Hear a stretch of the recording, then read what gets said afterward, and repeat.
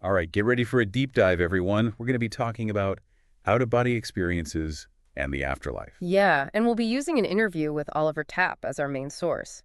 He's an author and expert who teaches people how to have these experiences. He even wrote a book about it. So before we go too far, let's start with the basics. Like, what exactly is an out-of-body experience?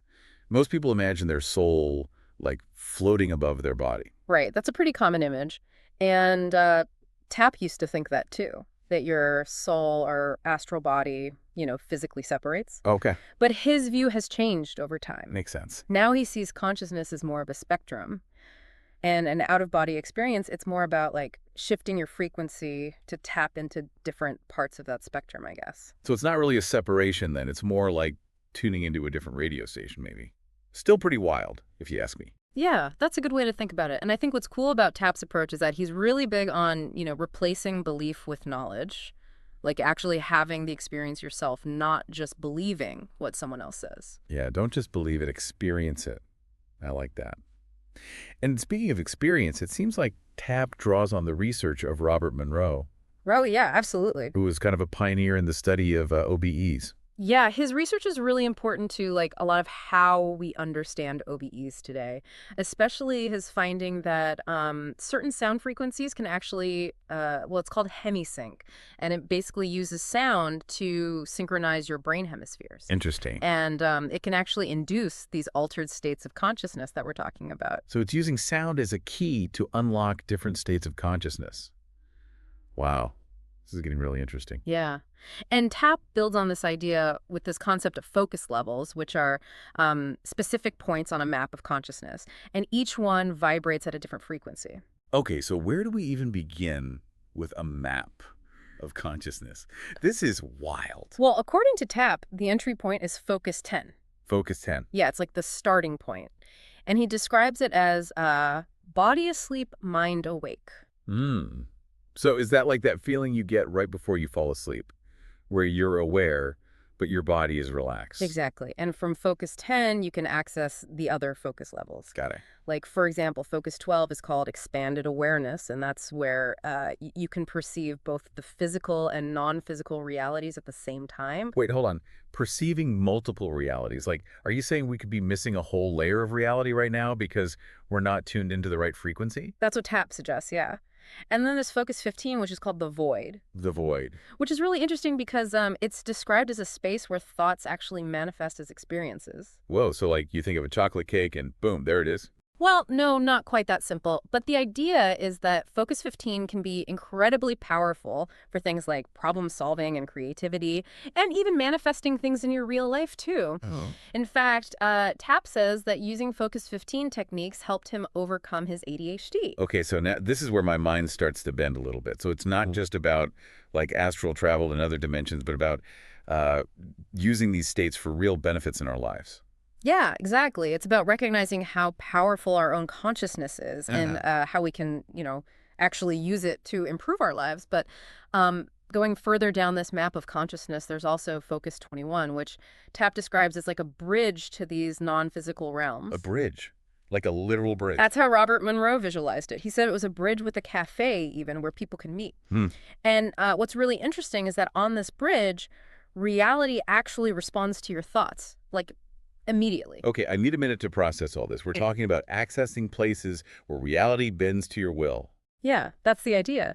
And this is just the beginning. We haven't even touched on Focus 27 yet, which is what Tapp calls the gateway to the afterlife. All right, now I'm hooked. Gateway to the afterlife, a bridge with a cafe. This is next level stuff. It is. And we're just getting started. Buckle up because we're about to explore what Tapp has learned about the nature of reality itself and what actually happens after we die. I'm ready. Okay, so we've talked about these focus levels, and they're blowing my mind a little bit, honestly. Where do we go from here? Well, remember we were talking about reality being like a video game? Yeah. Well, Tapp takes that idea even further. Like, he thinks that from the perspective of those who've died, our world might actually seem like a video game to them. Whoa, hold on. Are you saying we're like the NPCs to them? That's kind of creepy, but also really cool. Yeah, it definitely makes you think about reality in a whole new way. And it gets even weirder. Tapp also talks about these things called substructures. They're basically like parallel realities that exist alongside ours. So like multiple versions of Earth, but with different rules. Exactly. Imagine like countless versions of our world all happening at the same time, each with slight variations. Okay, now my brain is officially melting. Mm. Multiple realities, video games. I'm starting to see why Tap thinks direct experience is so important. You really got to see it to believe it, huh? Right. He believes the only way to really understand these concepts is to experience them firsthand. But before you book your astral projection vacation, let's talk about what TAP has to say about the afterlife, specifically focus levels 22 through 27. Yes. Let's talk about what happens when we cross over. Yep. You mentioned Focus 22 is where people who are still alive but mentally detached go. Yeah, so think about people with severe dementia or those in a coma or even certain drug-induced states. Okay. They're technically still in the physical world, but their consciousness is operating at a different frequency, somewhere in that Focus 22 realm. So their mind's somewhere else, even though their body's still here. It's like sleepwalking, but for your consciousness. Yeah, that's a good way to put it. And then you've got Focus 23, which is where people go who've died suddenly but haven't realized it yet or are refusing to move on. So like ghosts who don't know they're dead. Not necessarily ghosts in the traditional sense. It's more like their consciousness is in limbo, still attached to this world. Tapp believes that unfinished business can keep people in Focus 23. Things like addictions or strong attachments to the physical world. It makes you think about how to prepare for a smooth transition, you know? Yeah. Maybe taking care of unfinished business emotionally and practically is important. That's a great point, and it's something Tapp really emphasizes. He believes that preparing for death, both mentally and spiritually, can help prevent us from getting stuck in those in-between states. It's not just about living a good life, but about preparing for what comes next. That's pretty profound. It is. And that brings us to the more, well, intriguing focus levels, Mm. 24 through 26. Tapp calls them belief system territories.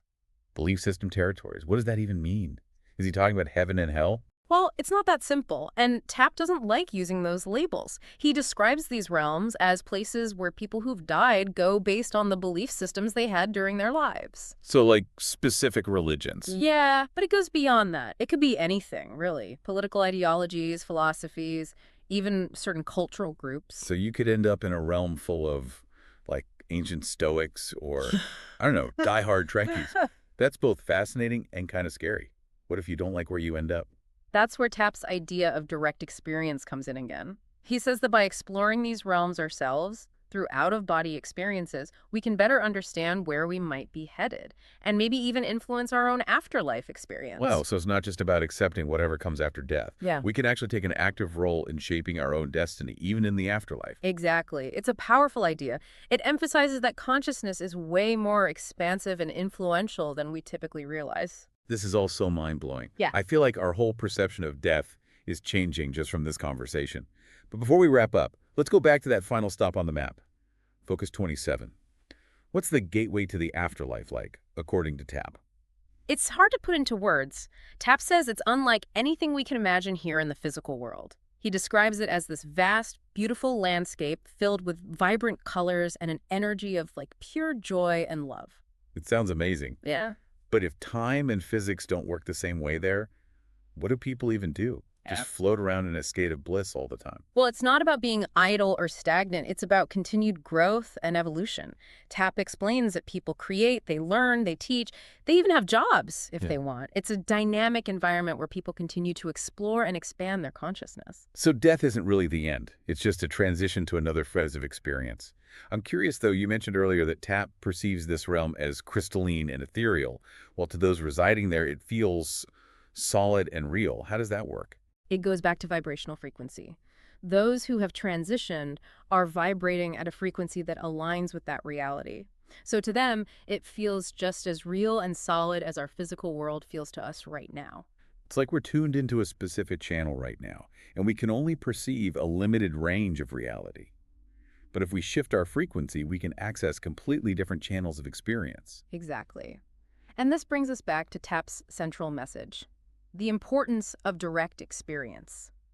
He encourages people to explore these realms firsthand, rather than relying on secondhand accounts or blind faith. He's saying, don't just believe it, see it for yourself. Right. He believes that by experiencing these altered states of consciousness, we gain knowledge that goes beyond belief. And it opens up whole new perspectives on life, death, and everything in between. It's like we're living in a tiny box, and he's inviting us to step outside and experience the entire universe. It's about realizing that the extraordinary isn't something separate from us. It's within us, waiting to be discovered. This has been an incredible journey so far. It feels like we've stretched our minds in all sorts of new directions. It's always exciting to explore the frontiers of consciousness, isn't it? And who knows what other wonders are out there waiting for us. Well, before we wrap things up, we've got some listener questions that we need to address. We're going to tackle those. Absolutely. I always love diving into the nuances of these topics. Great. Our first question comes from a listener named Sarah. Sarah writes, this is all fascinating, but I'm having trouble reconciling these concepts with my own religious beliefs. How can we make sense of all these different perspectives on the afterlife?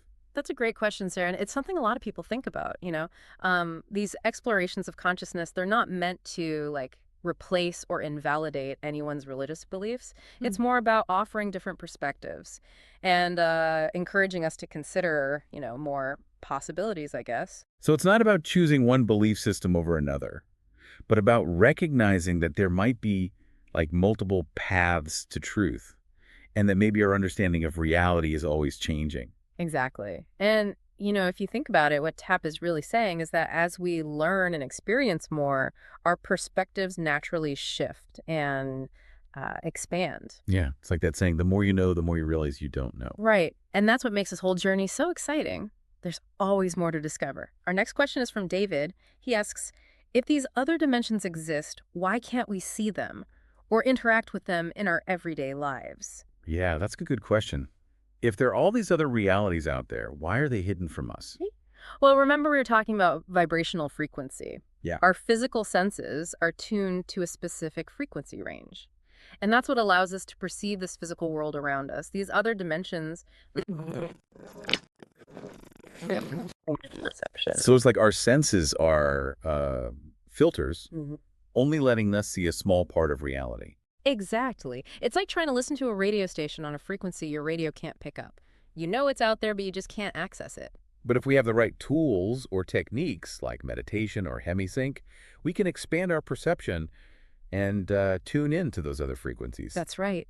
Those practices can help us refine our perception and maybe even help us notice subtle signs of these other dimensions in our everyday lives, like synchronicities or intuitive insights, or even glimpses of energies that we couldn't perceive before. Oh, that's really interesting. We have time for one more question. This one's from Maria, and she asks, if I could explore any focus level, which one would you recommend and why? Oh, that's a good one. It's like asking, which planet would you like to visit? If I had to choose, I think I'd go with Focus 15, that thought-responsive environment we talked about. Focus 15, huh? Yeah. What makes that one stand out for you? Well, it's a realm of pure potential. Remember, it's where thoughts manifest as experiences. You can literally create your own reality there. It sounds like a playground for the imagination. Exactly. But beyond that, it's also a powerful tool for self-discovery and personal growth. Imagine exploring your thoughts and emotions in that environment.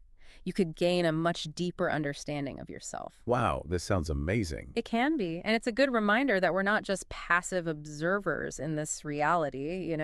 We're active creators with the power to shape our own experiences in this life and maybe even beyond. This has been such an incredible deep dive. We've talked about out-of-body experiences, the possibility of an afterlife, and the incredible power of our own consciousness. It has been a fascinating exploration, and hopefully it sparks some curiosity in our listeners. We've only just scratched the surface of these topics, so I definitely encourage everyone to check out Tapp's work and learn more. And if you could explore any focus level, which one would it be and why? Tell us in the comments. And remember, the most important journey is the one we take within ourselves. Thank you for joining us on the deep dive. Until next time, keep exploring and keep questioning, and most importantly, keep expanding your awareness.